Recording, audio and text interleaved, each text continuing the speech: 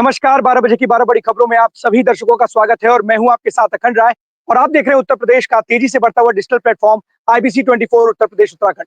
12 बजे की महत्वपूर्ण खबरों की शुरुआत करते हैं। आपको बता दें कि कैबिनेट मिनिस्टर संजय निषाद और निषाद पार्टी के अध्यक्ष संजय निषाद का एक ऐसा बयान इस वक्त वायरल है जिसे सुनकर हर कोई हैरान है।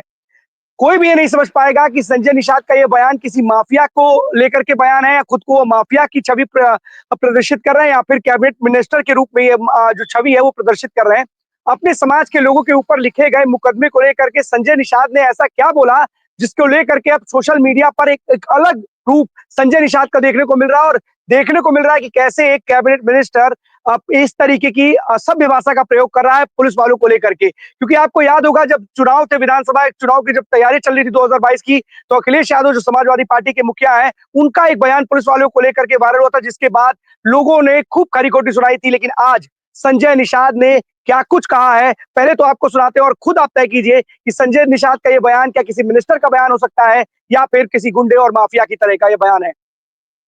यहाँ ऐसे नहीं पहुंचा हूँ, 7 दरोगा का हाथ पैर तोड़वा कर उसे गड्ढे में फेंकवा कर तब डॉक्टर संजय आया है। जरूरत हुआ तो दरोगा के खिलाफ भी कार्रवाई कराएंगे। आपको बता दें ये संजय निषाद है, कैबिनेट मिनिस्टर है और निषाद पार्टी के अध्यक्ष भी हैं। मामला बस इतना सा है कि एक दलित महिला और निषाद लोगों में, जो निषाद जाति इनके समुदाय के लोग हैं, उनके बीच में कुछ संघर्ष हुआ था 14 मार्च को, जिसमें जो घायल दलित महिला थी उसकी मौत हो जाती है, जिसके बाद पुलिस निषाद समाज के लोगों के ऊपर मुकदमा लिखती है, जिसमें 5 में से 4 लोगों को जेल भेज दिया जाता है। जिसके बाद एक जन अधिकार ये एक रैली कर रहे हैं और सुल्तानपुर पहुंचे थे, जहां पर उन्होंने अपने समुदाय के लोगों को लेकर के ये बयान दिया है और उन्होंने स्पष्ट रूप से कहा है कि ये सारे के सारे जो मुकदमे लिखे जा रहे हैं फर्जी मुकदमे हैं। अगर इन्हें वापस नहीं लिया गया तो उनकी शिकायत की जाएगी, सीएम से शिकायत करी जाएगी और उनके खिलाफ कड़ी कार्रवाई भी की जाएगी। क्योंकि उन्होंने कहा है कि फर्जी मुकदमा लिखा गया है। वो साफ तौर पर पूरे मन से बोल रहे थे कि ये जो निषाद समुदाय के लोग हैं, निषाद समाज के लोग हैं, उनके खिलाफ गलत मुकदमा लिखा गया है। और यही नहीं, उन्होंने बोला, जिस तरीके से आपने सुना कि उन्होंने बोला कि 7 दरोगाओं का हाथ पैर तोड़वा करके उन्हें गड्ढे में फेंकवा करके मैं यहाँ तक पहुंचा हूं। सबसे बड़ी बात है कि उनके इसी बयान के बाद अब राजनीति तेज हो गई है। तमाम राजनेता जो राजनीतिक दल के हैं उनकी भाषा शैली पर अब सवाल खड़े कर रहे हैं। और सही में कि एक राजनीतिक दल के अध्यक्ष होने के साथ साथ आप जो मौजूदा सरकार है उसमें कैबिनेट मिनिस्टर भी है, तो क्या इस तरीके की भाषा शोभा देती है? क्या अपने कार्यकर्ताओं के लिए, क्या अपनी जाति, अपने समुदाय के लोगों के लिए इस तरीके की भाषा का प्रयोग करना कहां तक उचित है? इसको लेकर भी अब एक बहस छिड़ी हुई है। फिलहाल इतना जरूर है कि जो हमारे जवान है वो जो लगे रहते हैं सुरक्षा में, इस तरीके के तमाम मामले आते हैं, क्योंकि दलित के साथ इस तरीके की पूरा मामला था और दोनों पक्षों में लड़ाई हुई थी। लड़ाई होने के बाद जो दलित महिला थी, 65 वर्षीय उस महिला की मौत हो जाती है, जिसके बाद पुलिस मुकदमा लिख करके 5 लोगों को, जिसमें से 4 लोगों को उसने गिरफ्तार करके जेल भी भेज दिया है। इसी को लेकर के जो संजय निषाद है उन्होंने ये बयान दिया है। फिलहाल इस तरीके की भाषा शैली का उपयोग नहीं करना चाहिए था और मंच से इस तरीके की भाषा का उपयोग करके कहीं ना कहीं एक नए विवाद को संजय निषाद ने जन्म दे दिया है। अब दूसरी खबर की बात करते हैं कि रेप मामले में जेल में बंद जो सीतापुर के सांसद है राकेश राठौर, कांग्रेस के सांसद है, उनको 49 दिन बाद जमानत मिली है। आपको बता दें 49 दिनों से वो जेल में बंद थे। एक महिला नेता ने उनके ऊपर यौन शोषण का आरोप लगाया था, जिसके बाद 30 जनवरी को उनको गिरफ्तार किया था और 49 दिनों बाद उनको जमानत मिली है। जेल से छूटने के बाद जो राकेश राठौर उन्होंने मैं है कि मैं इस पूरे मामले में अगर मैं दोषी हूं तो मेरे खिलाफ कड़ी सजा मुझे मिले, मैं ये मांग करूंगा। क्या कुछ कहा है राकेश राठौर ने, आपको सुनाते हैं।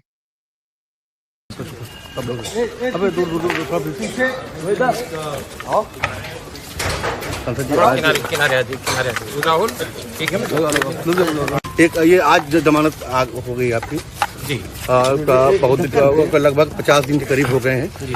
क्या कहेंगे आज पूरी सबका बहुत बहुत धन्यवाद, ईश्वर का लाख लाख धन्यवाद, लाख लाख शुक्र माननीय उच्च न्यायालय से और यहाँ के न्यायालय से मुझे जमानत मिली है। और जिन लोगों ने इस दौर में मेरे लिए प्रार्थनाएं की, दुआएं मांगी, मन्नतें मांगी, उनका भी बहुत बहुत धन्यवाद, आभार। एक बहुत बड़ा आरोप और इतने दिन का काटना हुआ, कैसे क्या देखते हैं? क्योंकि बहुत बड़ी ये वो लगा था जिसको लेकर काफी आपकी भी मतलब परेशानी भी रही, परिवार भी परेशान रहा। जो आरोप हम पे है, उस आरोप के लिए किसी ने मेरे लिए कड़ी से कड़ी सजा मांगी है। यदि ये पाप हमने किया है तो जितनी कड़ी सजा उन्होंने मांगी है, मैं ईश्वर से उससे भी कड़ी सजा अपने लिए मांगूंगा। एक काफी समय कटा, परिवार भी परेशान रहा। ये प्रायश्चित था मेरे लिए, किसी की तकलीफ के दौर में, प्रताड़ना के दौर में, दुख और अपमान के दौर में हम उस वक्त को सहेज नहीं पाए, इसलिए प्रायश्चित का समय था। क्या इसको षड्यंत्र कहेंगे? सब दूध का दूध, पानी का पानी जल्द आपके सामने होगा। सांसद जी, पार्टी का भी देखा जाए तो सपोर्ट एक ऐसा नहीं जैसा रहना चाहिए। राजनीतिक आप समझ रहे हैं, मैं पार्टी का सपोर्ट इसमें डालना नहीं चाह रहा था। राहुल जी के कई बार मेरे परिवार के लोगों से बात हुई, मैं यहाँ जेल पे किसी को मुलाकात करने के लिए नहीं चाहता था कि उनको तकलीफ हो, और मैं इसको राजनीतिक इशू नहीं बनाना चाहता था, क्योंकि विपक्ष चाहता था कि ये राजनीतिक इशू बने। पूरी पार्टी साथ है और हर तरीके की उनका समर्थन हमें मिला। Thank you. देखिए, जनप्रतिनिधि है, सांसद हैं सीतापुर से, और सबसे बड़ी बात है कि 2017 में भारतीय जनता पार्टी से विधायक थे। इनके बहुत सारे ऑडियो क्लिप्स वायरल हुए थे, सरकार को ही घेरने का काम करते अपनी सरकार को। फिर के 2022 के चुनाव से पहले समाजवादी पार्टी का इन्होंने दामन थामा, इनको टिकट नहीं मिला तो फिर ये कांग्रेस में जो राहुल गांधी उनसे मिलकर के उन्होंने कांग्रेस ज्वाइन कर ली और आज कांग्रेस से ही सांसद है। सबसे बड़ा सवाल यही है कि देखिए किस तरीके से बोल रहे थे कि राहुल गांधी का उनके परिवार के पास फोन आया, लेकिन कई ऐसे सवाल हैं, कई लोग ऐसे आरोप लगाते हैं कि उन्होंने मेरे साथ इस तरह की घटना को अंजाम दिया।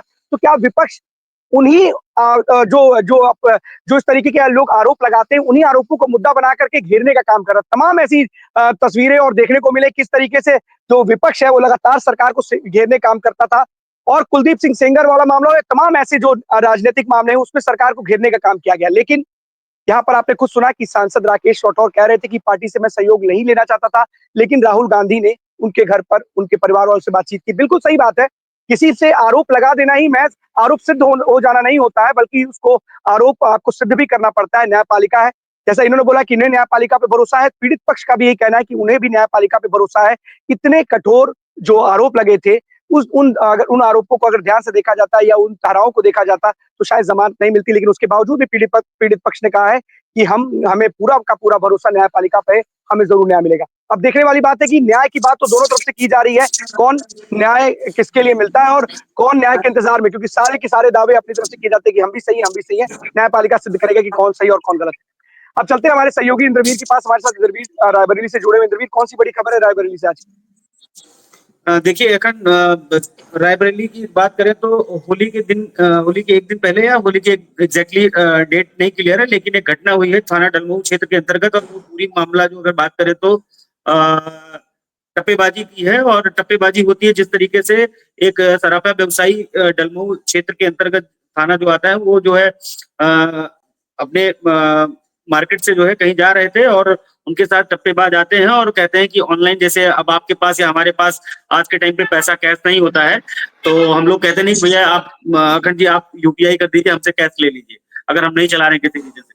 तो टप्पेबाजों ने उनसे कहा कि आप जो है 500 रुपए हमको यूपीआई कर दीजिए और हमसे कैश ले लीजिए। तो उन्होंने ऐसा किया और उन्होंने यूपीआई कर दिया और उन्होंने फिर कैश रिसीव करके वो जब चलने लगे और कुछ दूर गए तो कुछ दूर जाते ही वो सराफा के व्यवसायी थे और ये घात लगाए पहले से बैठे थे, और उसके बाद इन्होंने 1.5 लाख रुपए की जो छिनैती थी, जो आरोप ये लगा रहे हैं सराफा के व्यवसायी, हमारे पास एक उसकी बाइट है और इस पे अभी तक पुलिस की तरफ से कोई एफआईआर दर्ज नहीं किया गया है। क्योंकि जब क्षेत्राधिकारी अरुण नौहार से मेरी बात हुई आज, तो अरुण नौहार ने बताया कि इंद्रवीर जी अभी जो हमारे पास ये मामला जो है यूपीआई का है और ये शायद उनको जानते भी होंगे जिन लोगों ने टप्पेबाजी करी है क्या है क्या नहीं, क्योंकि जिस तरीके से अभी पहले हम लोग इस पे जांच पड़ताल कर रहे हैं, जांच पड़ताल के बाद ही हम लोग इस पे मुकदमा दर्ज करेंगे।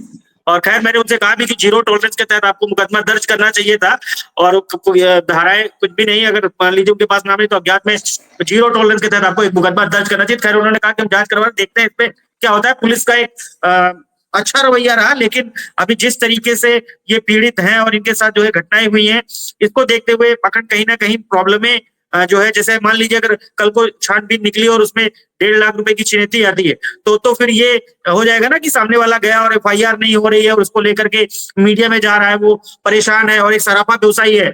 और इस तरीके की घटनाएं कई बार लालगंज अगर बात करें और खासकर अगर सीओ सर्किल अगर बात करें तो अरुण नौहार के क्षेत्रों में कई ऐसी घटनाएं घट चुकी, जहां पे लालगंज में अभी तक एक ऐसी लूट हुई थी जो अभी तक नहीं खुल पाई है। जो पूर्व में एसपी रहे यहाँ पे अभिषेक अग्रवाल, उनके टाइम की भी ऐसी घटनाएं थी जो अभी तक नहीं खुली है। तो कहीं ना कहीं जिस तरीके की ये घटनाएं हो रही हैं और उनको ऐसी कई चीजों को देखते हुए अभी बात करें तो ये जीरो टॉलरेंस के तहत मुकदमा दर्ज होना चाहिए था इस पे। खैर पुलिस का कहना है कि हम इस पे जांच पड़ताल कर रहे हैं, जांच पड़ताल के बाद जो वाकया निकल के आएगा, क्या ये उनको जानते हैं नहीं जानते, तो पीड़ित जो है अभी दरबदर चक्कर लगा रहा है और कहीं ना कहीं उसकी सुनवाई नहीं हुई है। और जिस तरीके से वो आरोप लगा रहा है कि 1.5 लाख की छिनैती हुई, तो देखिए अगर कहीं ना कहीं मैं भी अगर आपको जानूंगा तब भी मेरा ऐसा मानना है कि यूपीआई, जो पुलिस का कहना है, पुलिस का तत्व भी सही हो सकता है कि जानने वाले को यूपीआई, ऐसे रास्ते चलते हम किसी को यूपीआई नहीं कर देते। ये बड़ा एंगल है पुलिस का भी, हम पुलिस की भी वो कहेंगे कि नहीं पुलिस गलत नहीं है, लेकिन जानने वाले को आपने किया और वो आपको जानते थे या नहीं, ऐसे रुक करके आप रास्ते में कैसे यूपीआई कर सकते हो, तो ये बड़ा सवाल है। जांच के बाद क्लियर होगा कि क्या था, लेकिन खैर इनका आरोप है कि हमारे साथ 1.5 लाख रुपए की छिनैती हुई है। जी अखंड। इंद्रवीर, वो ठीक है, जांच का विषय है कि उन्होंने किसी को पैसा ट्रांसफर किया था या नहीं किया था, या जानने वाले थे नहीं जानने वाले थे। पुलिस का काम क्या है? जांच पड़ताल करना ना। अगर उन्होंने बोला मेरे साथ टप्पेबाजी हुई है और 1.5 लाख की टप्पेबाजी हुई है, 500 रुपए की टप्पेबाजी नहीं हुई है कि 500 रुपए किसी ने यूपीआई में ट्रांसफर कर दिए, वो आए नहीं, मैंने किसी को 500 रुपए दे दिया। अगर कोई व्यक्ति अगर इस तरीके के आरोप लगा रहा है तो पुलिस जांच का विषय है, पुलिस जांच करे। यूपीआई से अगर उसने ट्रांसफर किया होगा तो इसको तो इजीली कैच करना होगा, बैंक के माध्यम से वो जा सकते हैं, बैंक पे पड़ताल कर सकते हैं, पता कर सकते हैं कि किस बैंक से ये पैसा तो आप ट्रांसफर किया गया, उन लोगों ने पहुंच सकते हैं और मुकदमा तो दर्ज करना चाहिए। आपको रोकूंगा एक अखंड, एक्चुअली ये जो आप समझ रहे हैं वो नहीं है, मेरी बात समझे नहीं आप। मामला ये है कि ये कहीं से आ रहे थे और टप्पेबाजों ने इनसे 1.5 लाख नहीं 500 रुपए। इंद्रवीर समझ रहा हूँ, जैसे आपको मैं एक एग्जांपल समझा रहा हूँ, शायद हमारे दर्शक भी समझेंगे। कई बार ऐसा होता है, कई बार देखा गया है कि कुछ लोगों के पास कैश नहीं रहता है या छुट्टे पैसे नहीं रहते हैं, और छुट्टे पैसे के लिए अगल बगल की दुकान या कहीं पे भी जिनको आप नहीं जानते हैं उनसे बोलते हैं कि हमें कुछ पैसा चाहिए, आपको मैं कैश दे दे रहा हूँ, आपके अकाउंट में आप मुझे कैश दीजिए, मैं आपके अकाउंट में ट्रांसफर कर दूं। कई बार ऐसा होता है, हमने अमूमन देखा है। लेकिन क्या अगर कोई व्यक्ति उस 500 या 1000 की बात नहीं है, यहाँ पर 1.5 लाख की टप्पेबाजी की बात है। अगर व्यक्ति झूठ बोल रहा है कि मेरे साथ टप्पेबाजी करा, तो ये जांच का विषय है ना, पुलिस जांच पड़ताल करेगी। अगर मुकदमा लिखने के लिए कह रहा है, हम कई जगह देखते हैं, अभी भी हरदोई में एक दिन एक आदर्श ने खबर दिखाई थी, किस तरीके से ऑटो में एक महिला थी और निकली, वहां पर कुछ टप्पेबाजों ने पता नहीं किस तरीके से करके उसके साथ सोने गहने उससे ले लिए। तो तमाम ऐसे टप्पेबाजी खबरें आती है, लेकिन पुलिस का काम है ना, पुलिस का काम जांच में सहयोग करना है और लोगों से पूछना है। अगर मान लीजिए वो व्यक्ति जा रहा है हमारे पास उस व्यक्ति की हमारे पास बाइट है और हम चाहेंगे कि 2 मिनट वो बाइट चल जाए, बिकॉज वो हमारे लिए बेहतर होगा कि बिना बाइट के अखंड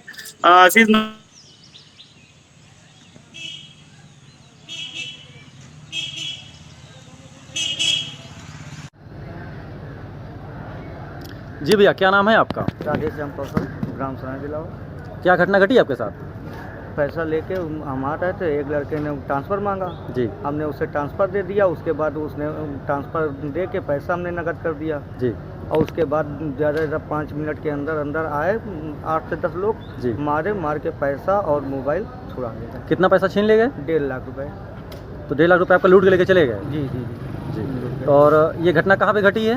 ये आदर्श स्कूल के पीछे से आ रहे थे हम, स्टेशन तरफ आ रहे थे? स्टेशन की तरफ से आ रहे थे। आप कहाँ से कहाँ जा रहे थे? हम आए थे, हम क्लब कुटिया चौराहा से पैसा लेके हम मुरारी बाग आ रहे थे। तो ये जो घटना घटी है लगभग कितने बजे की है? ये 7:30 से लेके 8 के बीच की बात है। जो लोग ये काम किए हैं आप उनको पहचानते हैं? नहीं। कितने लोग थे लगभग इसमें? 7 से 8 लोग। 7 से 8 लोग थे। हाँ। इनमें से आप किसी को नहीं पहचानते? किसी को नहीं।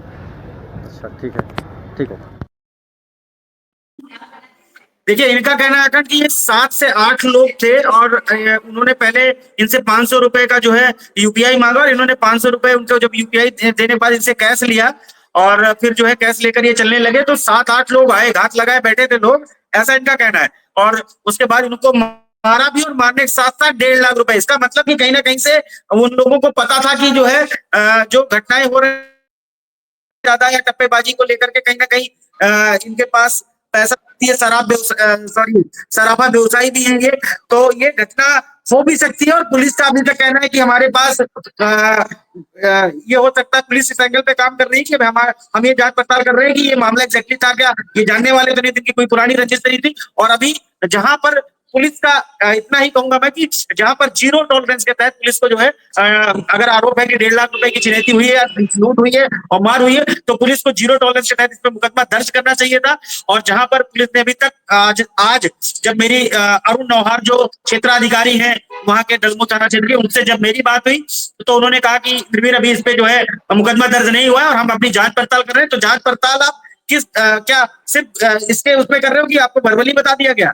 वर्बली पे आप जांच पड़ताल कर रहे हैं। जांच पड़ताल करने का मतलब आप पर्टिकुलर एक जीरो टॉलरेंस में आप अज्ञात लोगों के खिलाफ 7-8 लोग बता रहे हैं, तो हो सकता है 7-8 लोग ना हो टप्पेबाजी में। क्या मामला ये खैर जांच का बड़ा मामला है और 1.5 लाख रुपए की इस तरीके लूट, मैं ये भी कह रहा हूँ कि हो सकता है लूट उनके साथ हुई है नहीं हुई है, ये जांच का मामला है। लेकिन जिस तरीके से पीड़ित के सर पे पट्टी लगी हुई है, ये सब हो सकता है वो दिखावा भी कर रहा हो, लेकिन इस पे पुलिस के जो नियमावली है उसके अंदर जीरो टॉलरेंस के तहत पुलिस को एफआईआर दर्ज करना चाहिए था और कहीं ना कहीं अपनी जांच तब वो शुरू करते और इस पे पूछताछ करते, तो शायद एक बेहतर रिजल्ट आ सकता, ताकि आने वाले किसी व्यवसायी के साथ, ताकि आने वाले किसी राहगीर के साथ ये ऐसी घटनाएं दोबारा न घटित हो सके। जी अकाश। बिल्कुल इंद्रवीर, यही सबसे पहला काम है कि अगर कोई पीड़ित आपके पास पहुंचा है तो सबसे पहले उस पीड़ित की तहरीर लीजिए और अगर तहरीर लेकर के उस पर कार्रवाई शुरू कीजिए। अगर आप वर्बली कहें कि ऐसा कौन था, जानने वाले थे, ये तो जांच का विषय है ना कि जानने वाले थे कि नहीं जानने वाले थे। और अगर ये व्यक्ति झूठ बोल रहा है तो उसके खिलाफ कार्रवाई कीजिएगा। किसी ने मना तो नहीं किया, अगर वो मुकदमा अगर लिखवा रहा है, अगर वायरल टीवी पे आकर के अगर टीवी पे आके बोल रहा है तो क्यों नहीं उसके खिलाफ कार्रवाई करनी? अभी तो यूपीपी की गाइडलाइन भी आ गई है कि अगर आप किसी धाराओं में किसी को फंसाने की कोशिश कर रहे हो और आप किसी के खासकर महिला अपराध में ऐसा देखा जाता है, तो यहाँ पे डॉक्टर यशवीर सिंह एसपी रायबरेली ने खुद से कहा है कि अगर आप तथ्यों में गलत पाए जाएंगे तो सेम धाराओं में जो मुकदमा लिखवाने का आप प्रयास कर रहे हैं, सेम धाराओं में आपके ऊपर मुकदमा दर्ज किया जाएगा और आपको जेल भेजा जाएगा। तो ये पुलिस की गाइडलाइन में भी है और पुलिस करेगी भी अगर आप गलत करोगे तो।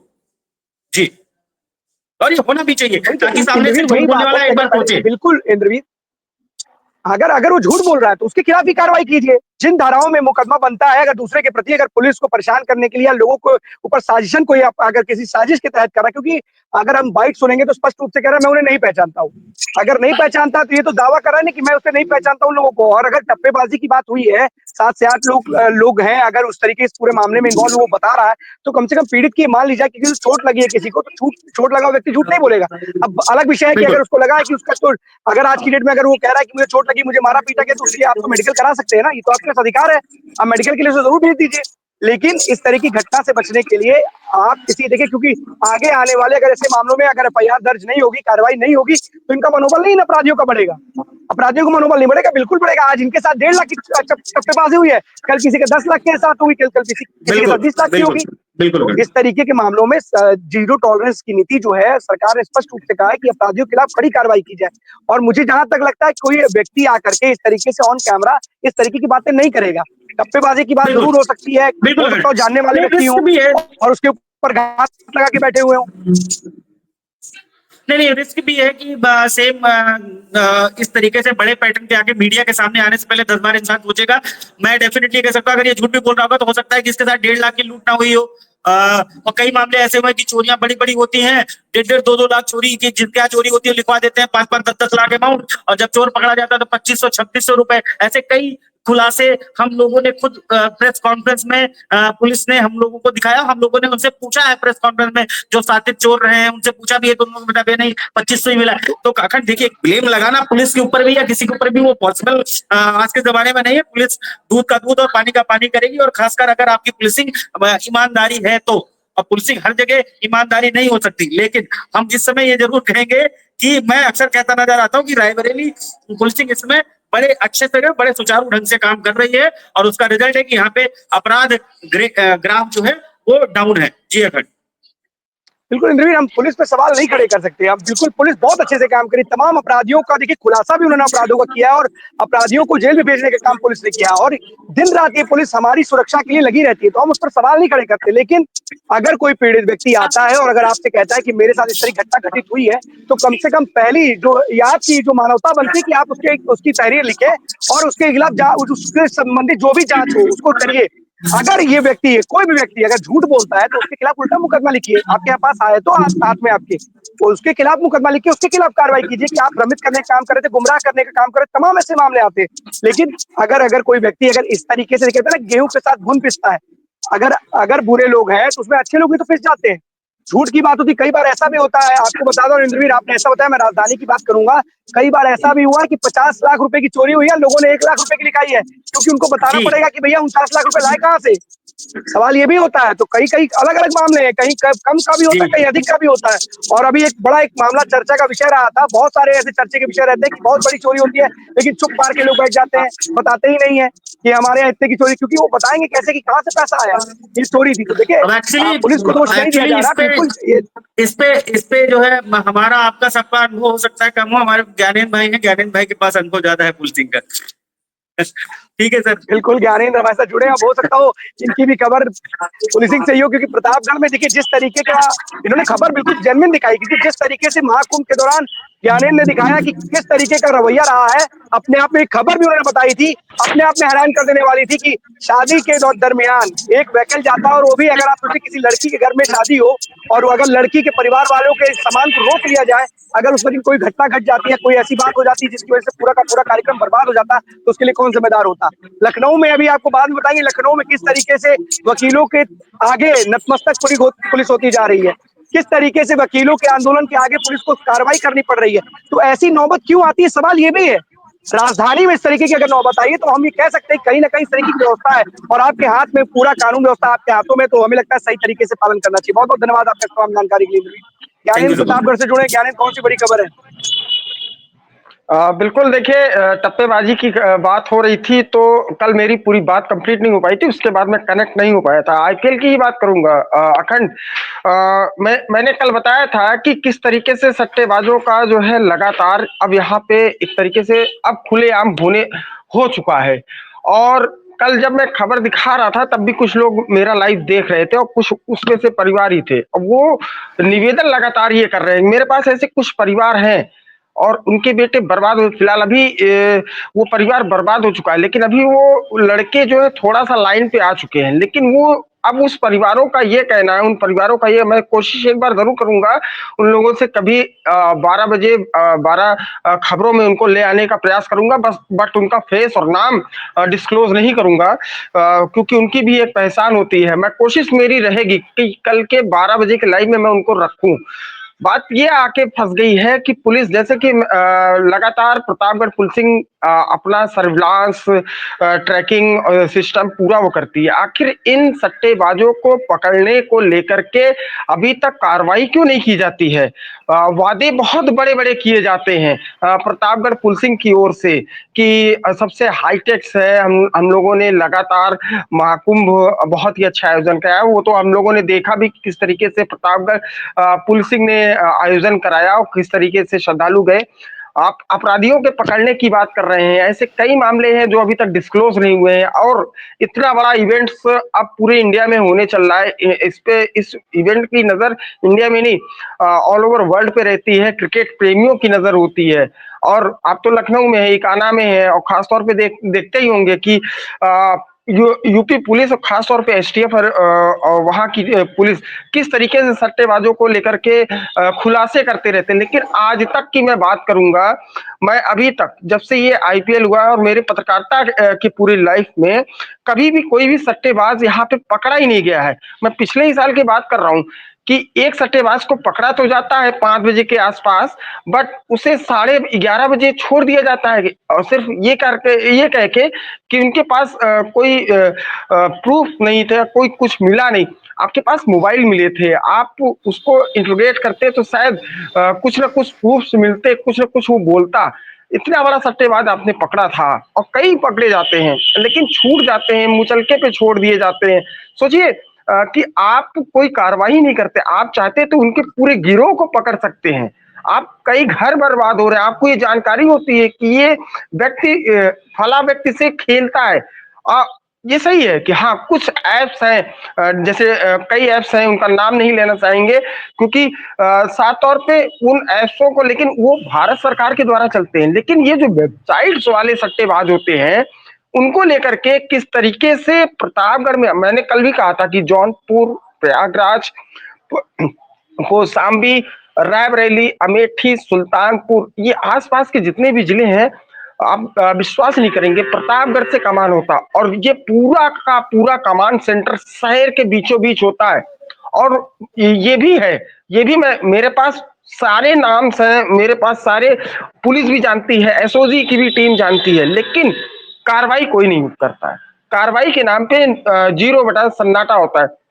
कार्रवाई कब करेंगे?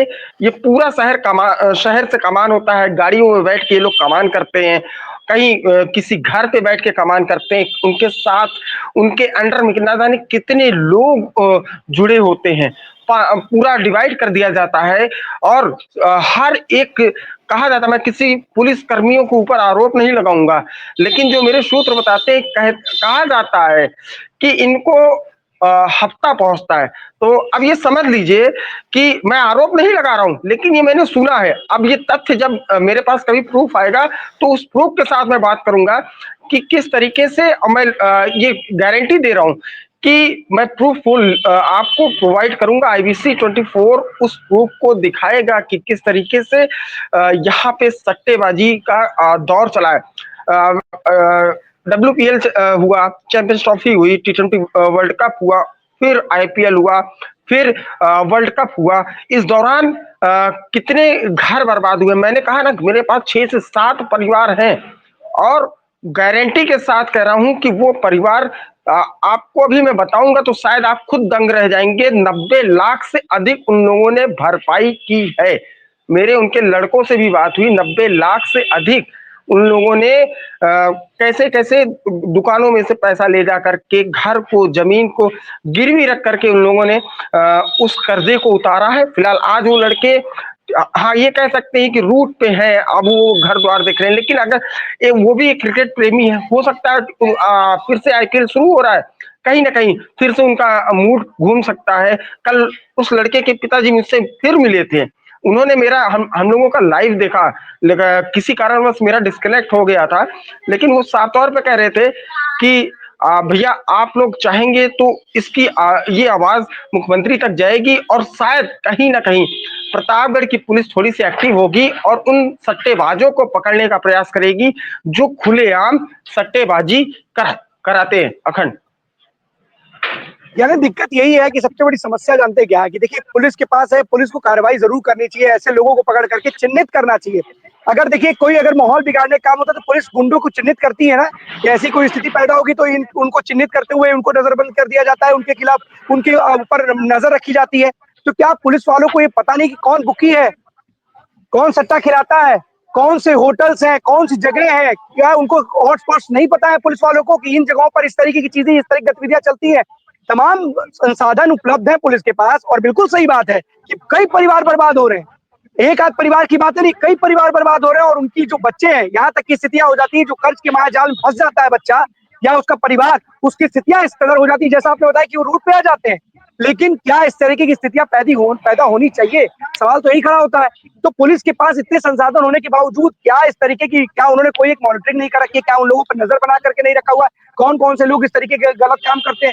लेकिन अब फिर बोलूंगा ज्ञानेंद्र, पुलिस को अगर सारी जानकारी है तो सबसे बड़ा सवाल ये भी है कि हर माँ बाप को भी अपनी जिम्मेदारी का निर्वहन करना होगा और अपने बच्चों के ऊपर पैनी नजर बना के रखनी होगी। क्योंकि अगर पुलिस वाले हर जगह पर जाकर के, क्योंकि मैं आपको फिर बता दूं, इस देश में भ्रष्टाचार एक बहुत बड़ी, कहते हैं ना कि भ्रष्टाचार हमारी रग में समा गया है। अगर मैं अपनी खुद की बात करूं, इन जनरल में अगर बाइक कार जो लोग चलते हैं उनकी स्थिति ये है कि वो कागज ना रख करके पैसा रखते हैं और सोचते हैं कि आगे चलेंगे, पुलिस वाला बोलेगा तो उसको कुछ थमा देंगे। तो भ्रष्टाचार हमारी रगों में है।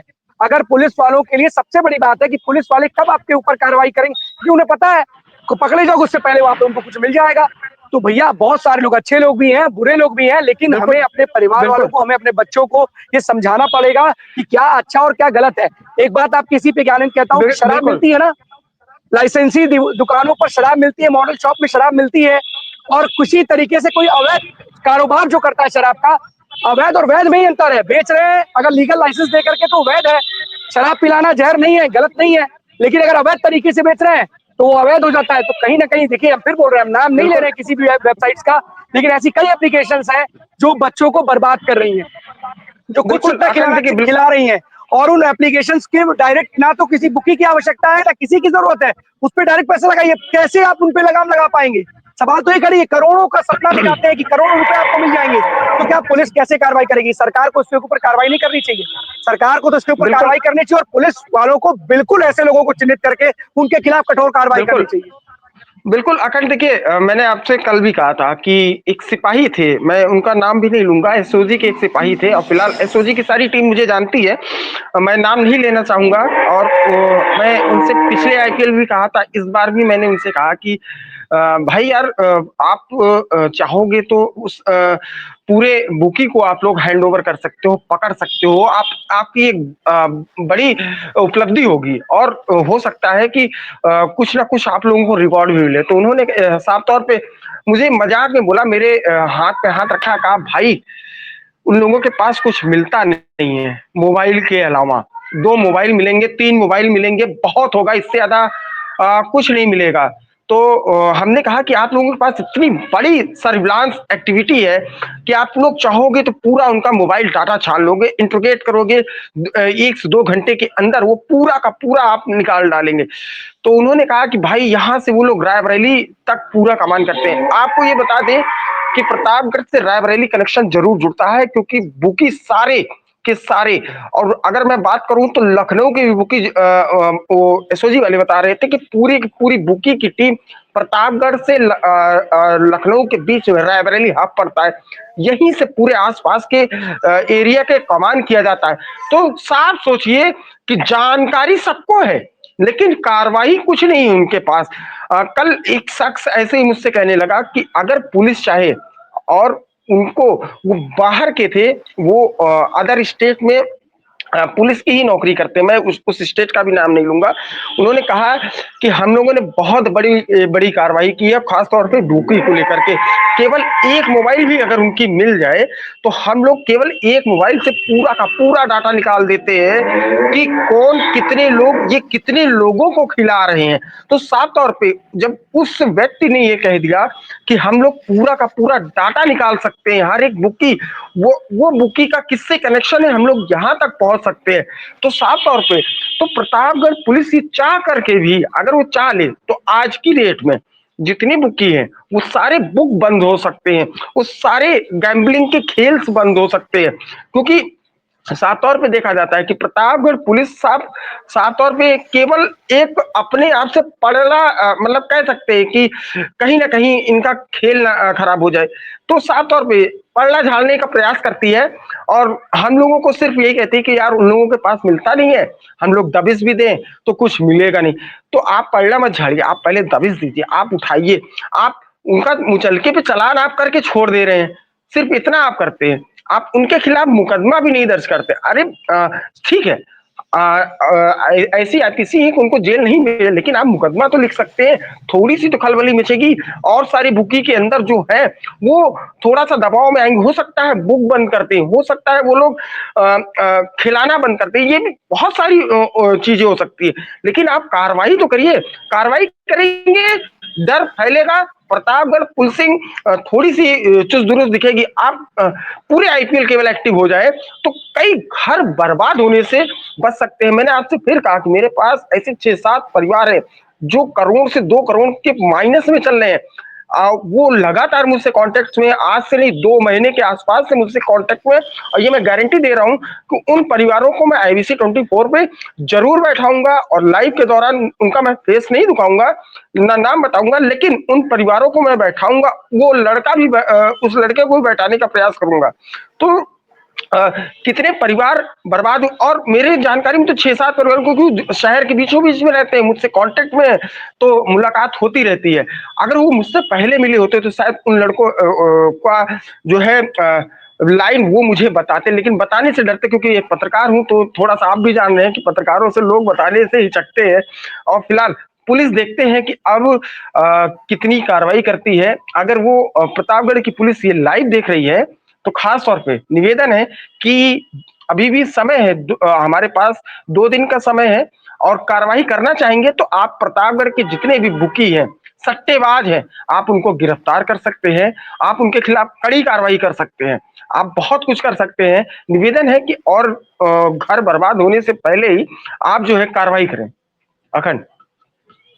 ज्ञानेंद्र, काम करने के लिए कोई बहाना नहीं होता, ना काम करने के हजार बहाने होते हैं। अब आपको तय करना है कि बहाना बनाना है, पल्ला झाड़ना है या फिर काम करना है। फिर भी मैं एक निवेदन करूंगा उन तमाम पुलिसकर्मियों से। देखिए, मैं ये नहीं कह रहा हूं कि आप काम नहीं करते हैं, आप बिल्कुल काम करते हैं, लेकिन इतना जरूर है कि उन बच्चों में आपके भी बच्चे हो सकते हैं।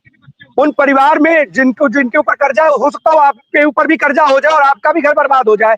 आप ना काम करिए, मानवता के लिए काम करिए, क्योंकि जिन लोगों का घर बर्बाद होता है, जिनके बच्चे बर्बाद होते हैं इन बुखियों के चक्कर में, इन सट्टेबाजों के चक्कर में, उनकी जिंदगी क्या होती है जरा उनसे एक बार पूछिएगा। बार बार आपसे निवेदन है, आईबीसी भी आप हमारे दर्शक भी बार बार जानेंगे और आईबीसी आपसे निवेदन करेगा कि इन तमाम जो इस तरीके के सट्टेबाज हैं, बुकीज हैं, जो लोगों का जीवन बर्बाद कर रहे हैं, बच्चों को बर्बाद कर रहे हैं, उनके खिलाफ जरूर कार्रवाई कीजिए। क्योंकि आप ये कह सकते होंगे कि हमारे पास कोई तकनीक नहीं है, लेकिन मैं इतना जानता हूं पुलिस चाहे तो बड़े से बड़े को सीधा कर सकती है, बड़े से बड़े को ठिकाने लगा सकती है, अगर उसका मनोबल और पुलिस जिस तरीके से कार्रवाई कर रही है। तो फिलहाल प्रतापगढ़ की पुलिस क्या एक्शन लेती है, ये भी देखने वाली बात होगी। बहुत बहुत धन्यवाद आपका इस तमाम जानकारी के लिए ज्ञानेंद्र। जितेंद्र हमारे साथ बस्ती से जुड़े हुए। जितेंद्र, कौन सी बड़ी खबर है बस्ती से?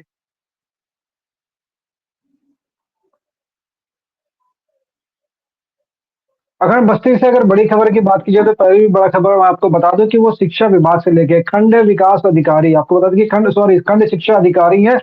खंड शिक्षा अधिकारी के एक ऐसा कारनामा खंड सामने आया कि बिना किसी जो है नोटिस के, बिना किसी टेंडर के, बिना किसी मानक के एक भवन को वहां से गिरा दिया जाता है। खंड बता दें कि खंड शिक्षा अधिकारी जो है जेसीबी के जरिए उस भवन को गिरा देते हैं। फिलहाल ये भी आरोप जहां तक लग रहा है वहां पे कि उनकी और उच्च अधिकारियों के मिली भगत से जो भवन है उसको गिरा दिया गया। फिलहाल अखंड एक चीज इसमें खास से ये चीज है कि जो आरसीबी भवन बना था वो कहीं ना कहीं अध्यापक हो या वहाँ जो शिक्षा विभाग के जो अधिकारी होते हैं, जो ब्लॉक स्तर पे अक्सर बनाया जाता है, क्योंकि वहां पे उनके रुकने की रख रखाव की व्यवस्था की जाती है। लेकिन कहीं ना कहीं अभी पिछले 8 या 9 साल पहले वो भवन बना था, जिसकी अगर मानक की बात की जाए तो वो 15 साल तक होता है। लेकिन 8 से 9 साल के लगभग आसपास हुआ और उस भवन को जो है उसको जो है जेसीबी से गिरा दिया गया। फिलहाल अखंड जिस बिल्डिंग को मरम्मत कराना था और जिसको जो उसकी देख रेख करनी थी, उस बिल्डिंग को जेसीबी से गिरा दिया था। सबसे बड़ा अखंड सवाल ये है कि वहां से कैमरे हटा दिए जाते हैं, कैमरे में किसी तरह से कुछ ना दिखे।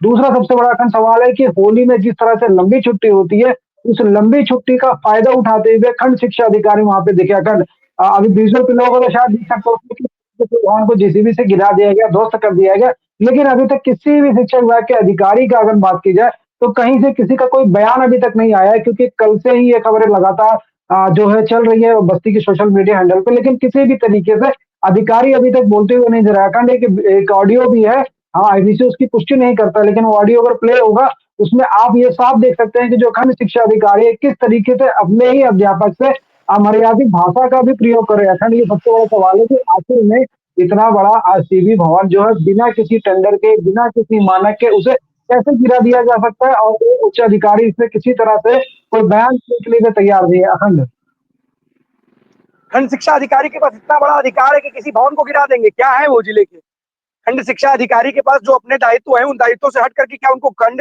जो भी भवन है उसको गिराने का अधिकार है?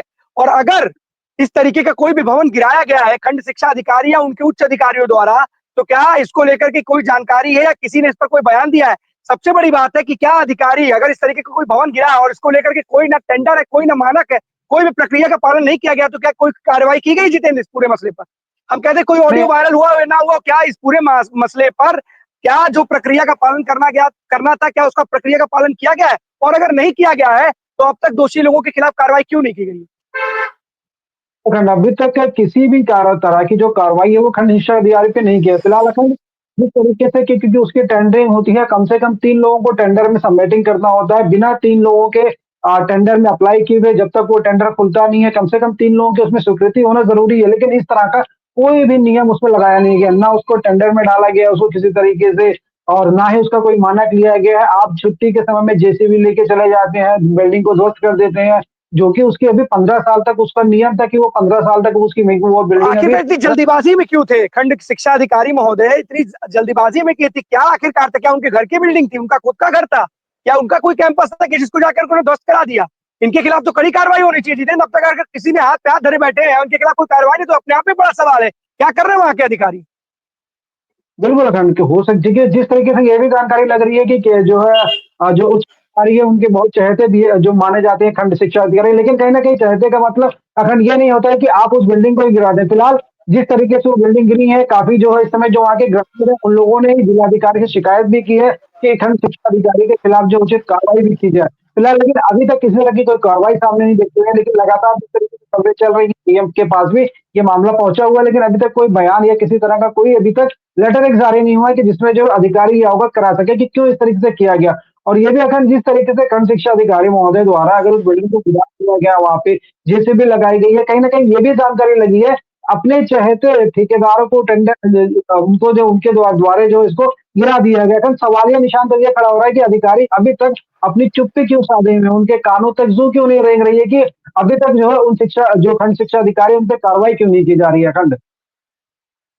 जितेंद्र, सबसे बड़ी बात है क्या चाहते खंड शिक्षा अधिकारी शिक्षा के क्षेत्र के होते हैं?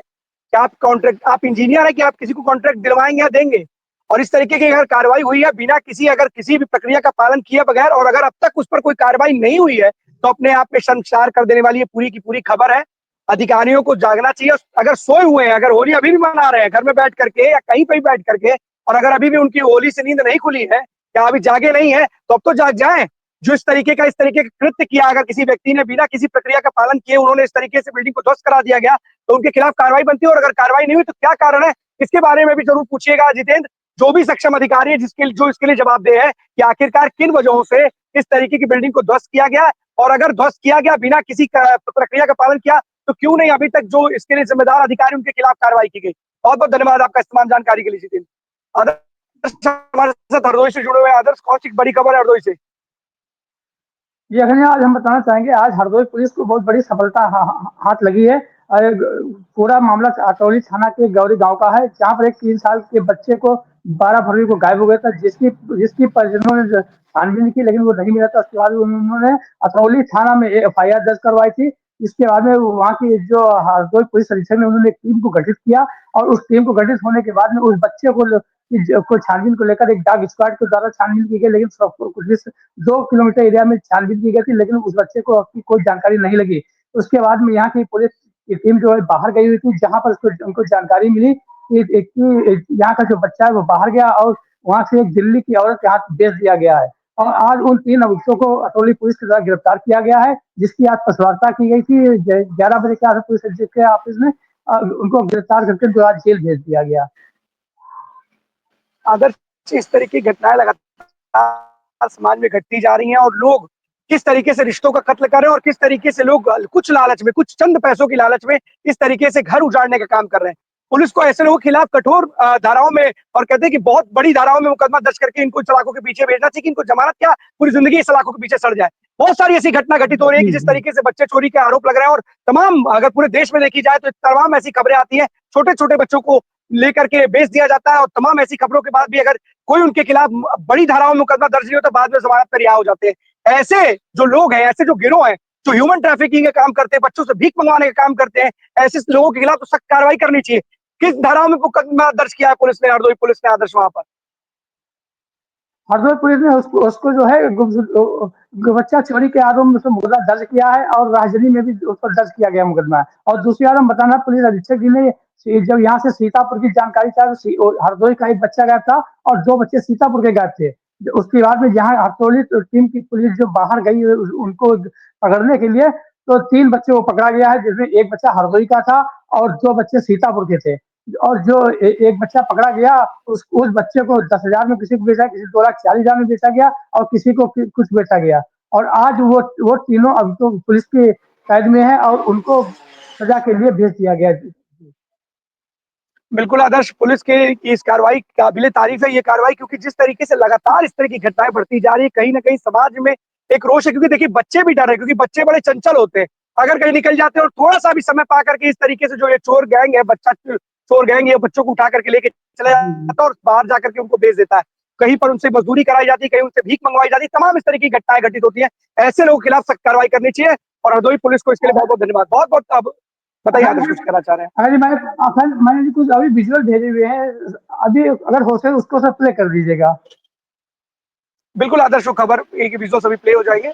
तमाम आपकी जानकारी के लिए बहुत बहुत धन्यवाद आदर्श। आकाश हमारे साथ जुड़ा है। आकाश, कौन सी बड़ी खबर है? जी अगर मैं बताना चाहूंगा, इस समय अलीगढ़ की जो सबसे बड़ी खबर है, अलीगढ़ का एक बाशिंदा नागालैंड में नौकरी के लिए निकला था 6 महीने पहले करीब, और जब वो नौकरी कर रहा था, नौकरी के साथ ही नागालैंड के कुछ आपराधिक किस्म के लोगों ने उसे अगवा करके बंधक बना लिया। जैसे ही और बंधक बनाने के बाद परिवार के पास उसी व्यक्ति के द्वारा उक्त लोगों ने कॉल कराया और फिरौती की रकम मांगी। इस बात की सूचना मिलते ही परिवार वाले तत्काल एएसपी अमृत जैन के पास पहुंचे अलीगढ़, और उन्होंने इस मामले को गंभीरता से लिया। अमृत जैन के द्वारा जैसे ही इस मामले को गंभीरता से लिया, नागालैंड की पुलिस से उन्होंने संपर्क साधा और उनके सहयोगी जो आईपीएस अधिकारी वहां मौजूद थे, उनकी एक टीम गठित की और लगभग मात्र 2 से 3 घंटे में उक्त युवक को वहां से उन उक्त लोगों से चंगुल से छुड़ा लिया और उसको सकुशल अपने कब्जे में लेकर अलीगढ़ वापसी भेजने की तैयारी की गई है। अलीगढ़ पुलिस का ये बहुत बड़ा सराहनीय कदम है। अगर मैं बताना चाहूंगा, जिस तरीके से चंद घंटों में उन्होंने नागालैंड में युवक को बंधक बनाया हुआ जो था अपराधी किस्म के लोगों ने, उसको बंधक से मुक्त कराया। और अलीगढ़ बैठे बैठे पुलिस ने इस तरीके से टीमें गठित की, वहां नागालैंड की पुलिस से संपर्क किया। ये अपने आप में बहुत ही अलीगढ़ पुलिस का सराहनीय कदम है। जी हाँ, बिल्कुल आकाश, बहुत ही सराहनीय कदम है, क्योंकि तमाम ऐसी खबरें आती रहती हैं जिस तरीके से लोगों को ट्रैवल एजेंट जो है बाहर फंसा देते हैं, किस तरीके से पुलिस के सहयोग से उनको सकुशल वापस लाया जाता है। और तमाम ऐसी खबरें हैं, क्योंकि इस तरीके की जो नेक्सेस हैं, तमाम ऐसी नेक्सेस हैं, जो ग्रुप्स हैं, जो गिरोह हैं, उस तरीके कार्य करते हैं, लोगों को फंसा करके जो भोले भाले लोग हैं, उन मासूमों को उनसे फिरौती की रकम मांगने का काम करते हैं, उनसे फिरौती की रकम वसूलने का काम करते हैं, उनके परिवार वालों से। और लोग जो भोले भाले लोग होते हैं, वो उनके चंगुल में आकर के फिरौती की रकम दे देते हैं। लेकिन यहाँ उस परिवार की भी दाद देनी पड़ेगी कि उसने बिना सोचे समझे, बिना देरी किए पुलिस को सूचना दी, जिसके पुलिस के सहयोग से उसको सकुशल बरामद कर लिया गया। वापस अब उनकी वापसी की तैयारी की जाए। बहुत बहुत धन्यवाद आपका इस तमाम जानकारी के लिए आकाश। मोहम्मद इमरान हमारे साथ जुड़े हुए बिजनौर से। इमरान, कौन सी बड़ी खबर है बिजनौर से?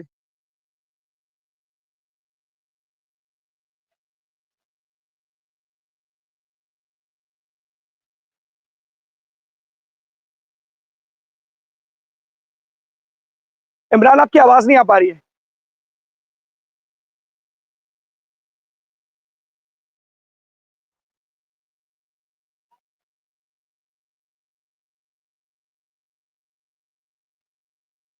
इमरान, आपकी आवाज नहीं आ रही है। आप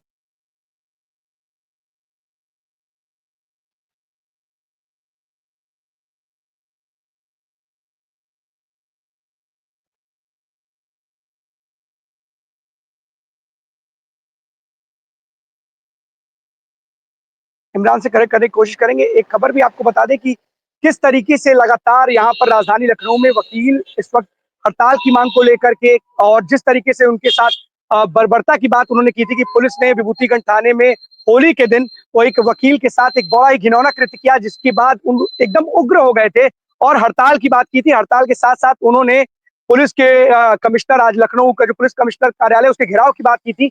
जगह जगह पर पुलिस तैनात थी। उन्होंने कहा था कि जो दोषी पुलिसकर्मी हैं उनके खिलाफ कठोर कार्रवाई की जाए, साथ ही साथ जितने वकीलों के ऊपर मुकदमा दर्ज किया गया है उसे वापस लिया जाए। वकील आंदोलनरत है, और जिसके देखते हुए आज उन कार्यालय घेराव करने से पहले ही जो करीब कुछ जो अधिकारी थे उनको लाइन हाजिर कर दिया गया है। एक इंस्पेक्टर, 3 दरोगा और एक सिपाही को लाइन हाजिर कर दिया गया है। तमाम लगातार पुलिस पर दबाव बनाने का काम कर रहे थे वकील। इसी को देखते हुए पुलिस ने कार्रवाई की है। विभूतिखंड थाने में जो इस तरीके की पूरी घटना घटित हुई, उसको लेकर के जो अब जांच है वो गोमती नगर विस्तार थाने को दे दी गई है, और वो जांच करके पता लगाए कि आखिरकार उस दिन क्या कुछ हुआ था। इमरान हमारे साथ फिर से जुड़ चुके हैं। इमरान, आवाज आ रही है आपको?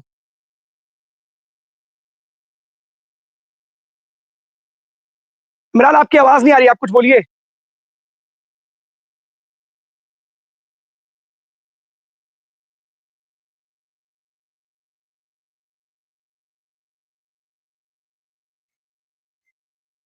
हेलो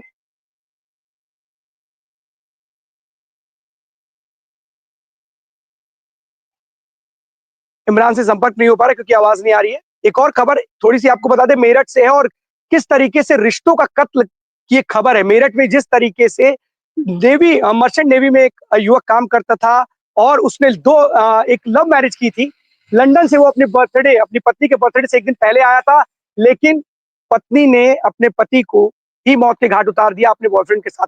रिश्तों को शर्मसार कर देने वाली पूरी घटना मेरठ से आ रही है, जहां पर एक महिला ने अपने बॉयफ्रेंड से मिलकर के अपने पति की ना सिर्फ हत्या की, बल्कि उसके शव के कई टुकड़े करके एक ड्रम में जो सीमेंट का घोल होता है उससे भर दिया था और उसके बाद वो घूमने भी चली गई।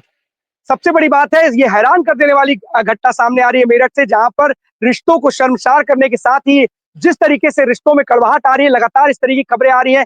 कोई युवक अपनी पत्नी से पीड़ित होकर के आत्महत्या कर ले रहे हैं, तो कहीं पत्नी इस तरीके से अपने पति की अपने बॉयफ्रेंड के साथ मिलकर के हत्या कर देती है।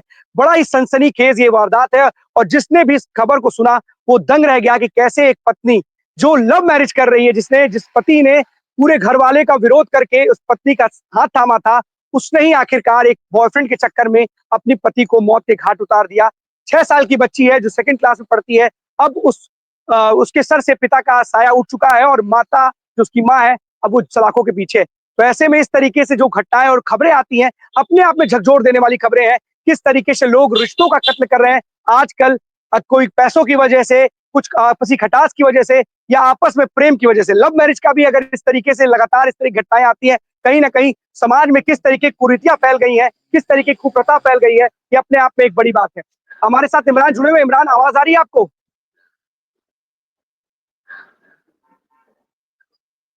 इमरान, आपकी आवाज नहीं आ रही, फिर से आपको कनेक्ट करने की कोशिश करेंगे। तब तक हमारे साथ अपूर्व जुड़े हुए हैं अयोध्या से। अपूर्व, कौन सी बड़ी खबर है अयोध्या से आज की?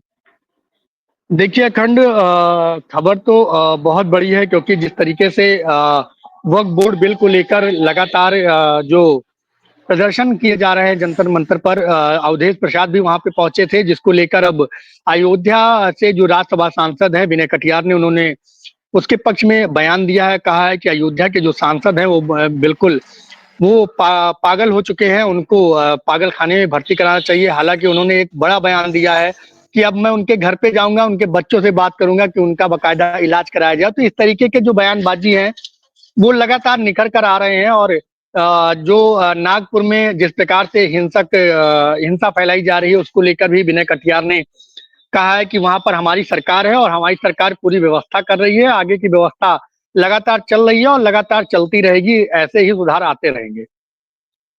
अपूर्व, सबसे बड़ी बात है, जेपीसी की मीटिंग थी और जेपीसी के पास एक प्रस्ताव था और वहां पर तमाम लोग थे, विपक्ष को भी इसमें शामिल किया गया था।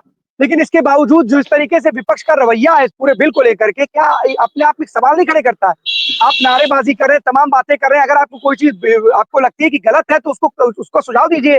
जेपीसी में उसके आप सुझाव नहीं दे पा रहे थे, इस तरीके से आपको नारेबाजी की जरूरत हो रही है, उड़दंग की जरूरत पड़ रही है। क्या ये पूरा का पूरा देश क्या कोई मैदान है? क्या आंदोलन का मैदान बनता जा रहा है? कभी सीए को लेकर, कभी एनआरसी को लेकर के, कभी औरंगजेब को लेकर के, तमाम चीजों को लेकर के लगातार जो ये नेता है ये पागल हो गए सच में, जिस तरीके से आरोप लगा रहे हैं पागल खाने में कि इनको भर्ती करा दिया जाए या इनको किस तरीके से इनके परिवार वालों से बात करेंगे। अगर विपक्ष और पक्ष लगातार एक दूसरे पर इस तरीके के सवाल खड़े करते रहेगा तो क्या हमारा देश केवल क्या आंदोलन के लिए बना हुआ है? यहाँ पर रोज आए दिन कभी ना कोई आंदोलन, कभी किसान आंदोलन हो रहा है, कभी वक्त पे आंदोलन हो रहा है, कभी औरंगजेब पर कोई खड़ा होकर कुछ ना कुछ बोलते चला जा रहा है। लगातार केवल आंदोलन ही सुनाई दे रहा है, होता कुछ नहीं है। सारे के सारे नेता सिक्योरिटी में घूमते हैं और आपस में लड़ाने के काम करते हैं। नागपुर में क्या हुआ? डीसीपी के ऊपर कुल्हाड़ी से हमला किया गया। वहां पर किस तरीके की क्या स्थितियां पैदा हो गई हैं? इन नेताओं को क्या समझ में नहीं आता कि आपस में लड़ाने के अलावा और कोई काम नहीं समझ में आ रहा है इनको? देखिए अखंड, लगातार जिस प्रकार से देखिए वक्फ बोर्ड को लेकर या नागपुर हिंसा को लेकर लगातार जो प्रदर्शन किए जा रहे हैं वो मुझे देखिए लगातार जो विपक्ष है, विपक्ष आपस में बैठकर एक समन्वय निकालकर बात भी कर सकता है। देखिए सदन भी उसी के लिए बना हुआ है, न्यायपालिका भी है, हर प्रकार की चीजें है। और देखिए स्वतंत्र देश है, एक संविधान के तहत सभी अपने कानून का पालन करते हैं। हालांकि कोई भी जैसे कोई भी बिल है या कोई बातें हैं, अगर वो बातें विपक्ष को नहीं समझ में आ रही है तो उसका भी एक तरीका है। कोई ये तरीका नहीं है कि आप प्रदर्शन करके ही सरकार को घेरने का प्रयास करें और उस बिल को या उस बात को समाधान करने के लिए कोई एक चीज हो, प्रदर्शन करें और जो है मीडिया में छाएं और लोग जाने कि हाँ विपक्ष इस बात को लेकर क्या ये शांति तौर पर भी तो ये सारी चीजें हो सकती हैं, ये चीजें की जा सकती हैं। हालांकि इतना प्रदर्शन करने में देखिए जो है जिस प्रकार से लगातार क्षति पहुंच रही है, वो चाहे वाहन हो, राजस्व की क्षति हो, जिस प्रकार से हिंसक घटनाएं आ रही हैं या जंतर मंतर पर जिस तरीके से नेता वक्फ बोर्ड को लेकर लगातार प्रदर्शन कर रहे हैं, तो ये कहीं ना कहीं देखिए राजकीय क्षति तो नुकसान पहुंच रहा है ना। तो ऐसा क्यों हो रहा है? तो ये देखिए राजनीति रोटियां सेकने से बेहतर है कि आप आपस में बैठ के समन्वय से बात करें तो क्या वो मीडिया बात नहीं रखेगी सामने? तब आपका नाम नहीं होगा। केवल आप प्रदर्शन करेंगे तभी आपका नाम ऊपर तक जाएगा। ये कहाँ की राजनीति है? अगर आप राजनीति अगर आप जनता को सोचकर राजनीति कर रहे हैं तो जनता के हितों को लेकर कि जनता को नुकसान न पहुंचे, उसमें कोई घायल ना हो, कोई जो है कोई कटे-पटे ना, किसी प्रकार की कोई हिंसक घटना ना हो। और ये ऐसी बयानबाजी लगातार विपक्ष के द्वारा या जो है मैं बात करूं पक्ष के द्वारा, दोनों तरफ की मैं बात कर रहा हूं कि लगातार जो बयान देखिए कमरे में बैठकर बयान जारी कर देना और मीडिया के सामने बोल देना एक अलग बात है, और ग्राउंड जीरो पर उतरकर जनता से मुखातिब होना कि आपकी समस्याओं को मैं ऊपर तक रखूंगा, वो एक अलग चीज है। और आप जनता को इकट्ठा करके प्रदर्शन कर रहे हैं, ये कहाँ की राजनीति है? तो ये लगातार जो भी कुछ हो रहा है ये लगातार गलत हो रहे हैं। और जो है बिल्कुल, चाहे वो पक्ष के हों चाहे विपक्ष के हों, अगर कोई बिल पारित हुआ है या पारित होने की संभावना है, अगर आपको लगता है कि वो गलत है, न्याय हित में नहीं है और समाज हित में नहीं है, तो आपस में बैठ के आप अपने दल के नेता के साथ आप वहां पे उनके दल के नेता दोनों पक्ष विपक्ष के आमने सामने बैठे और उस बात पे कहें कि हम ये इस बात पे दिक्कत हो रही है, यहाँ पे इस जनता को इस जो है कैटेगरी के लोग परेशान होंगे, तो एक समन्वय रख के बात की जा सकती है। और मुझे लगता है कि यही बात मीडिया बाकायदा बताएगी कि किसके हवाले से, किस प्रकार से, कौन से बिल को। और बिल देखिए, कोई भी बिल बनाया जाता है तो मुझे लगता है कि हर जाति, हर वर्ग के लोगों को रखा जाता है उसमें। कोई भी बिल पारित होता है, वो चाहे जो ही बिल हो, तो उसमें हर लोगों के हित में रखे होता है। हालांकि अगर कोई दिक्कत हुई है सरकार से कोई बिल पारित करने में, उसकी किसी के लिए न्याय संगत नहीं हो रहा है, तो उसको विपक्ष को या जिसको भी दिक्कत हो रही है वो सामने बैठ के बात करता क्यों नहीं? वो केवल कमरे में बैठकर बयानबाजी से बात करने से कहाँ तक ये राजनीति चलेगी? ये सबसे बड़ी बात है। एकदम सही, आपके बिल्कुल सही बात आप कह रहे हैं। सबसे बड़ी बात है कि हमारे यहाँ राजनेताओं के साथ सबसे बड़ी दिक्कत है, प्रेस कॉन्फ्रेंस करके रोएंगे, झूठे आंसू बहाएंगे। अब सवाल एक और भी खड़ा हो रहा है कि अगर देखिए बीजेपी का नेता है, अगर उसके ऊपर किसी ने आरोप लगाया रेप या बलात्कार का, तो उसने बहुत गलत किया कि बीजेपी के नेता को बड़े बड़े विपक्षी नेता उसको पोस्टर बना करके घुमाते हैं, दिखाते हैं। लेकिन जब वही उनके नेता के ऊपर इस तरीके का आरोप लगाते हैं तो उनको साजिशन फंसाया गया है। ये राजनीति किस ओर जा रही है? आप रो रहे हो किसी दलित बच्ची के साथ, क्या तमाम पूरे प्रदेश में इस तरह की घटनाएं नहीं घटित होती है? आप झूठे आंसू बहाते हो। आज जनता जो पिस रही है, जो पुलिस सुरक्षा कर्मी हमारे उनको दौड़ाया जा रहा है, उनके ऊपर कुल्हाड़ी से हमला किया जा रहा है, किसकी वजह से किया जा रहा है? आप तो सिक्योरिटी में घूम रहे हो। आप ओवैसी साहब आते हैं, बता देते हैं कि यहाँ पे जो संबल की पुलिस चौकी बन रही है वक्त की जमीन पे बन रही है ना, उनके पास कागज न दस्तावेज है, उसके बाद झूठी अफवाह फैला देनी है, माहौल खराब हो जाना है, अपने सिक्योरिटी में घूमना है, बाकी लोग तो मरे अपने आपस में। इन नेताओं को ना जाने कब समझ में आएगा कि हम आपसी अपने भाईचारे को, ना सिर्फ इस देश की सुरक्षा और व्यवस्था को अस्थिर करने का काम कर रहे हैं, हम किस तरीके के काम कर रहे हैं, लेकिन ना इनको समझ में आना ही नहीं है। क्योंकि इनको पता है कि वीवीआईपी सुरक्षा में हम घूमेंगे, हम जो कुछ भी बोलेंगे उससे माहौल खराब होगा तो मेरा क्या? मेरा बच्चा तो लंदन में पढ़ेगा, मेरा बच्चा लंदन में नहीं पढ़ेगा, इस देश में रहेगा तो भी विधायक सांसद बनेगा। एक आदमी है पूरे खानदान को अपने सांसद विधायक बना देगा। एक घर में 3 लोग हैं, तीनों सांसद हो जाएंगे। और यहाँ की जनता आपस में बस इसीलिए मरेगी कि आरक्षण नहीं मिला, हमारे लिए एनएससीए है, एनआरसी है। क्यों भरमाया जा रहा है लोगों को? कौन सा इस देश में निकाला जा रहा है? जो जेन्युइन चीजें उसकी बात करिए, और अगर आपको लगता है कुछ गलत कर रही है सरकार तो उसका विरोध कीजिए, पर ये तरीका क्या है कि आपस में लड़ाने का काम करो? क्यों देश का माहौल खराब करने का काम कर रहे हैं? अगर विनय कटियार जी ने भी इस तरीके की बातें की है, कहीं ना कहीं उनके लिए भी कोई ना कोई कुछ बोलेगा। हम कहते हैं आरोप प्रत्यारोप के दौर में लोगों को बैठा करके आपसी सामंजस्य बना के जो भी हल निकले, जो निष्कर्ष निकले, उसको करना चाहिए ना। आपस में लड़ाने का काम क्या करने के लिए करते हैं सब नेता? अब वहां पे खड़े होकर के होल्ला मचाने से क्या जो सरकार की जो मंशा होगी क्या उसके विपरीत चली जाएगी? बिल्कुल अखंड, मुझे लगता है कि ऐसा करने से ना कि किसी समस्या का हल होने वाला है। केवल एक चीज है कि समाज की नजर में ये होगा कि मेरा नेता ऐसा हम लोग के लिए कर रहा है, लेकिन ऐसा करने से कोई फायदा नहीं निकलने वाला।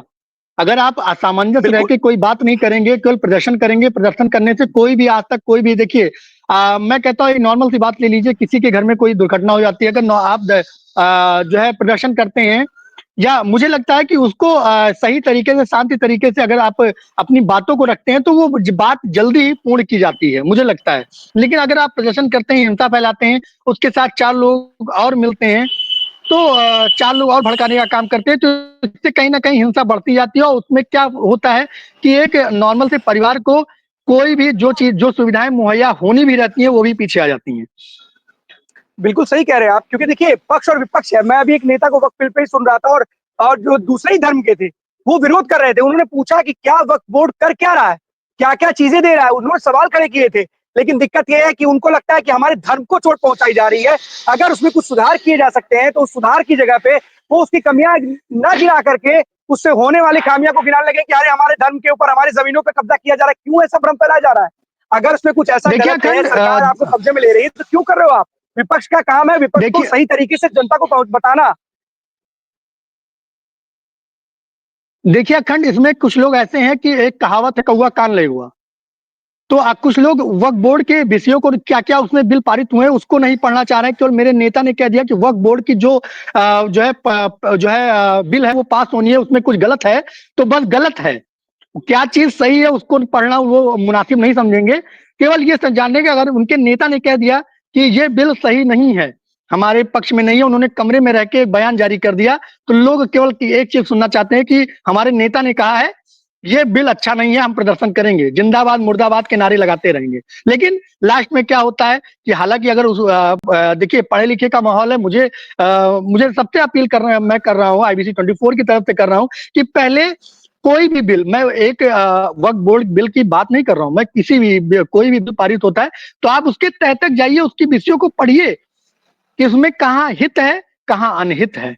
दोनों चीजों को आप पढ़िए। देखिए हित भी होता है, कोई भी अच्छा काम करेंगे, कोई एक दीवार है वो गिरती है, वो बनाने में समय भी लगता है और जो है अब बनी रहती है तो अच्छा भी लगता है, दोनों चीजें हैं।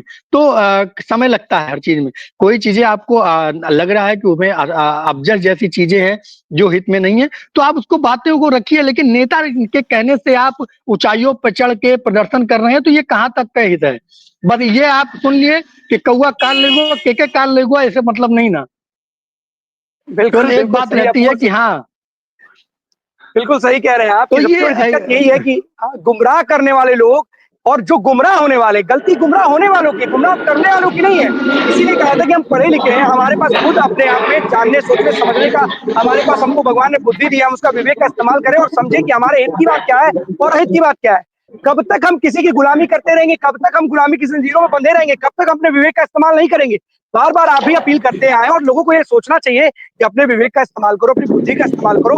लोगों और नेताओं के कहने के बहकावे मत आओ, क्योंकि आपका विकास होगा, आपका विनाश होगा। ये विकास के लिए नहीं, आपके विनाश के लिए इस तरीके की बातें करते हैं, लेकिन किसी को समझ में नहीं आता। उन्हें लगता है मेरे नेता मेरे विकास की बात कर रहे हैं। देखिए अखंड, सबके पास एंड्रॉइड मोबाइल है, गूगल है, आप उस पर सर्च करिए, उसके बारे में पढ़िए बकायदा। मेरा अपना मानना है, देखिए जितने भी लोग वहां पे आज धरना दे रहे हैं, मैं कहता हूं मीडिया कर्मी केवल एक लोगों से पूछे कि उसमें कौन सी कितनी बिंदु पे आप सहमत नहीं है, एक वर्ड नहीं दे पाएंगे, एक जवाब नहीं होगा उनके पास।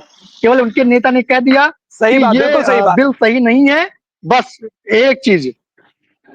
आप जितने लोग वहां प्रदर्शनकारी हैं, मैं बड़े नेताओं की बात मैं नहीं कर रहा हूं, जो निम्न स्तरीय जो अपने नेता के कहने पे चलते हैं, उनसे केवल एक चीज पूछिए कि उस बिल की केवल ऐसी 4 बिंदु बताइए कि जो आपके हित में नहीं है, तो वो आपको, मैं देखिए मैं किसी एक विशेष बिल की बात नहीं कर रहा हूँ, किसी भी बिल का। देखिए आए दिन कोई भी बिल, चाहे वो विपक्ष पारित करता है, जब सत्ता में विपक्ष रहता है या सत्ताधारी जो लोग हैं वो बिल पारित करते हैं, तो हमेशा अपोजिशन के लोग उस पे जो है हावी रहते हैं, उस पे क्वेश्चन उठाते रहते हैं। तो मेरा एक सीधे पे तौर पे कहना है कि जो भी प्रदर्शनकारी वहां पे छोटे भैया लोग रहते हैं, उनसे केवल 4 बिंदु पे सवाल किया जाए कि 1 से 4 बिंदु बताइए कि जिस पे आप सहमत नहीं है, वो नहीं जवाब दे पाएंगे। बिल्कुल सही कह रहे हैं अपूर्व। छोटे भैया क्या, बड़े से बड़े नेताओं को जानकारी नहीं होगी, जो वहां पर जिंदाबाद मुर्दाबाद इस बिल का विरोध करते हैं, उनको जानकारी नहीं हो। छोटे भैया को तो वैसे भी जानकारी होती, तो जिंदाबाद के नारे लगाने के लिए मशहूर है और उसी के लिए जाते हैं। और यही कारण है कि देश में और आपस में जो विवाद कराने की जो इनको जिम्मेदारी होती है, इनको कोई सवाल से मतलब नहीं है। आपस ही क्या मतलब है, वो तो घूम रहे हैं मौत से। नागपुर में जनता खड़ी है, चाहे जो भी हो पक्ष और विपक्ष की, वो तो लड़ रही है और पुलिस उनके सामने खड़ी है, लेकिन उसी में किसी को चोट लग जाएगी। संभल में क्या कुछ हुआ सबने देखा। सबको पीड़ितों के घर जाने की, जो वहां पर मरे थे उनके घर जाने की जल्दीबाजी थी, पर किसी को भी उन पुलिस वालों की चिंता नहीं थी जिनके ऊपर पत्थर पड़ रहे थे, पत्थर बरस रहे थे। उनके भी घर पीड़ित है, उनके भी बच्चे हैं। लेकिन वही विकास दुबे के मामले में, विकास दुबे या तमाम ऐसे अपराधी होते हैं, उनके खिलाफ जिस तरीके से इन लोगों का प्रेम दिखाई देता है, तो साफ तौर पर सारी की सारी देश की जनता देखती है। अब समझने और अपने में आप में विवेक से उनको समझना चाहिए कि आखिरकार पक्ष और विपक्ष किस तरफ है, सही की तरफ कौन है, गलत की तरफ कौन है। बहुत बहुत धन्यवाद आपका इस महत्वपूर्ण जानकारी के लिए। एसपी सिंह जुड़ चुके सुल्तानपुर से। एसपी, कौन सी बड़ी खबर है सुल्तानपुर से? आज हम मौजूद हैं अखंड अमेठी जनपद में। यहाँ के जो अधीक्षण अभियंता रविकांत हैं, उनका ये कहना है कि किसानों के लिए एक अपील है कि नज़दीक जो है आपके ट्रांसफार्मर के नज़दीक लगभग 10 फीट चारों तरफ की फसल जो है सबसे पहले अगर पक गई हो तो उसको काट लें, जिससे शॉर्ट सर्किट हो जाने के कारण फसल जल जाती है, तो इससे थोड़ा बचाव मिले। इनका ये खास अपील थी कि किसान इस पे थोड़ा सजग हों। ये भेंटवार्ता के दौरान आज ये जानकारी उन्होंने दी। बहुत सही जानकारी है और सही बात है, सभी को इस चीज का विशेष ध्यान रखना चाहिए। और गर्मी भी आती जा रही है और ट्रांसफार्मर में जिस तरीके की खबरें आती है कि लगातार आग लग जाती है, ऐसे में फसलों को नुकसान ना हो, इसके लिए इस तरीके से अपील आईबीसी भी अपनी तरफ से कर रहा है अपने दर्शकों से कि आप लोग भी ये अगर अपील सुन रहे हैं, अगर अधीक्षण अभियंता जिस तरीके से बार बार आपसे कह रहे हैं कि अगर अपनी जो ट्रांसफार्मर के अगर बगल आप अगर खेती कर रहे हैं तो कुछ दूरी तक अपनी फसल को साफ कर लें, जिससे किसी भी अनहोनी से, किसी भी घटना से निपटने के लिए कोई भी अनहोनी ना हो पाए और कोई भी घटना वहां पे घटित ना हो।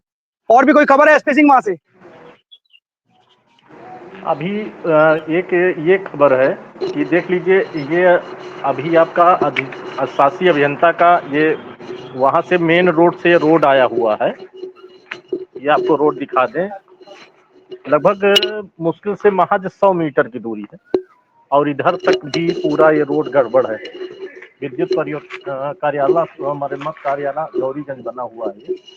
इस रोड पे देखेंगे बरसात के दिनों में लगभग मान चलिए कि 2 से 3 फीट पानी भर जाता है इस रोड पे। कार्यालय के जितने भी अधिकारी या संबंधित बाबू वगैरह आते हैं, बेचारे गाड़ी किसी तरह ला के खड़ी करते हैं, फिर अपनी ये ड्यूटी करते हैं।